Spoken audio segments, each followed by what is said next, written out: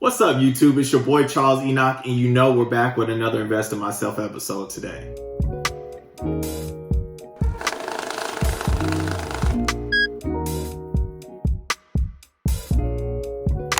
Now, this will be a short video and we won't be on the whiteboard today, but this is probably one of my most important videos. So before we even get started, I just want to take time to say that the channel reached over 600 subscribers.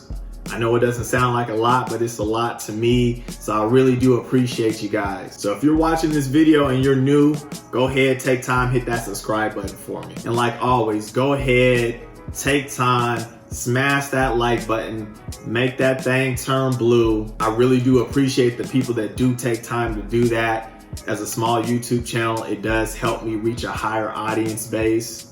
And I really, truly do appreciate that. All right, so let's get into what we need to talk about today. Today, we'll be talking about the steps that you need to take before implementing the velocity banking strategy. So I just want to keep it real with you guys because a lot of you are jumping into something that you're not preparing yourself for. So this video is not meant to discourage you, but to prepare you so you can use the velocity banking to its maximum extent. Now note, this is my advice and what I did before I started implementing the velocity banking strategy into my everyday finances. So always remember, preparation is going to be your key to success. Just like an athlete, they train, they prepare, so when it's time to perform, they're going to be performing at a high level.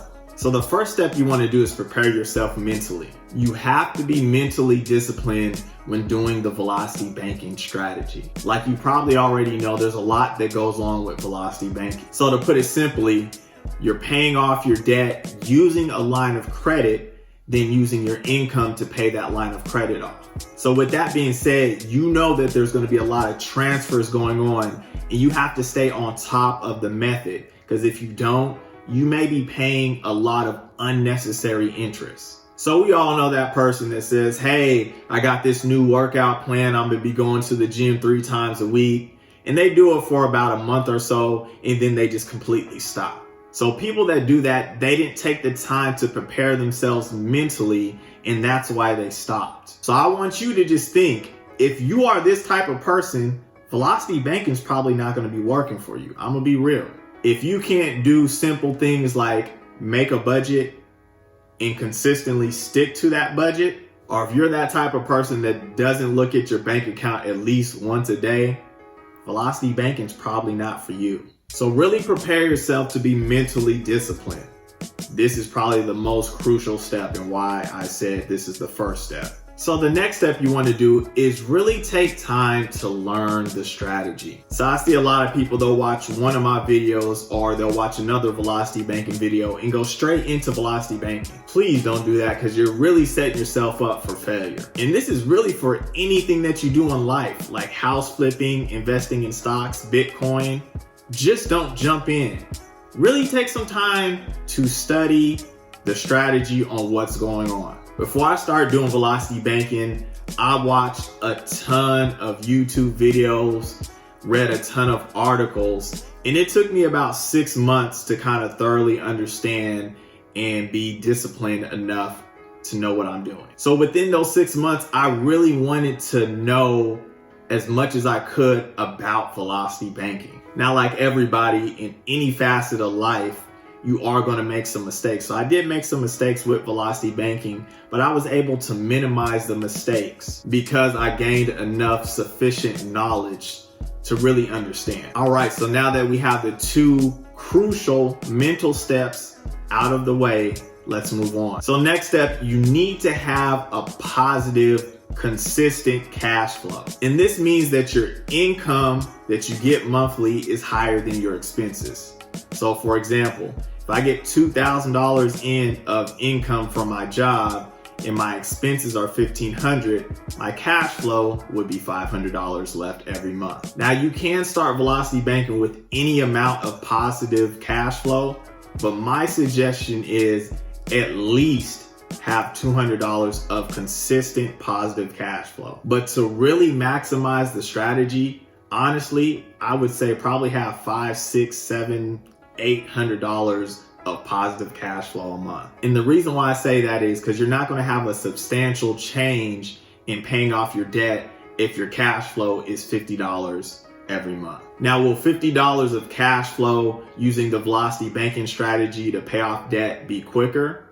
Yes, it will, but you have to think $50 put towards something is not going to give you mind-blowing results. Instead of trying to start Velocity banking, you want to address a bigger issue in regards to why you only have $50 of cash flow every month. So I would say focus on trying to reduce your expenses so that can increase your cash flow, or maybe you want to pick up some type of side hustle or something that will increase the cash flow that you're bringing home on a monthly basis. So until you address this issue, you will not be able to maximize the Velocity banking strategy. All right, so next step, your lines of credit need to have a decent amount of capital on them. When we talk about making chunk payments to pay towards a loan, we need to make sure the chunk payments are adequate. For example, if you have a $500 line of credit and you want to make chunk payments towards a mortgage that's $400,000,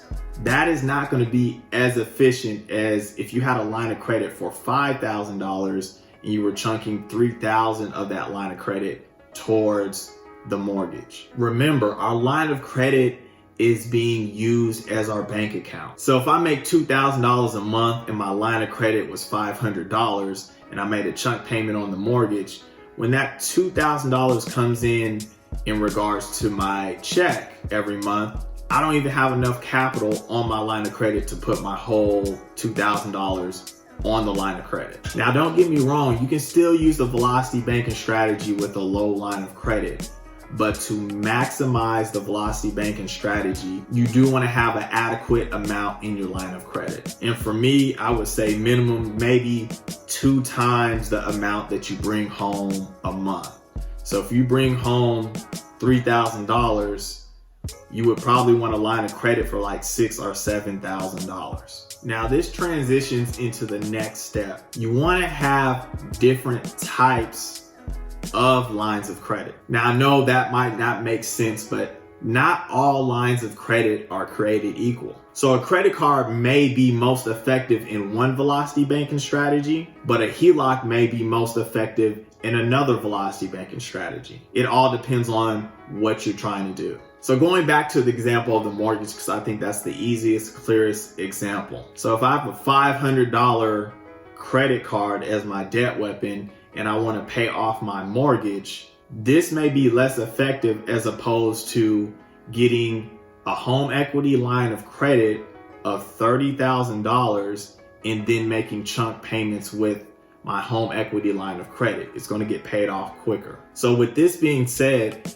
it's okay to take time to figure out which debt weapon, which line of credit is the most effective for what you're trying to do. And once you figure that out, go ahead, take time, take the steps to obtain that. Take the steps to attain the home equity line of credit. But don't just jump into Velocity banking saying, hey, I got a $500 credit card, I'm ready to go, I can do anything. Now again, you can pay off your mortgage with a credit card using the Velocity banking strategy. Now, is it the most efficient way?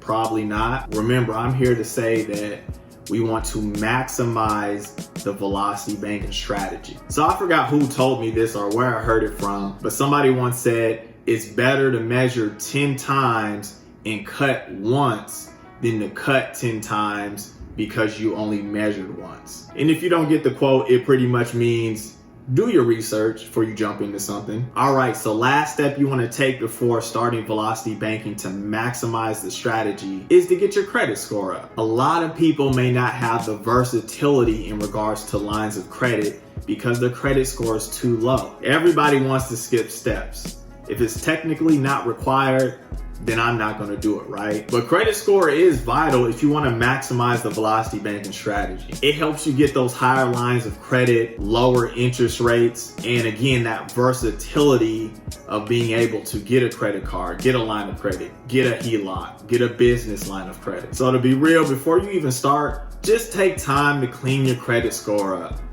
There's probably tons of videos on how to do that. Just take the time. Velocity Bank is not going anywhere. So I hope these pre-steps are useful so you can prepare yourself so you can maximize the velocity banking strategy. Again, please don't rush into velocity banking. Do your research. And if this video did help you, remember, smash that like button, help a brother out. And if you're new to the channel, go ahead, just hit that subscribe button for me. It does help me gain a higher audience base. I truly appreciate you guys. Like always, you guys have a good weekend. Peace out.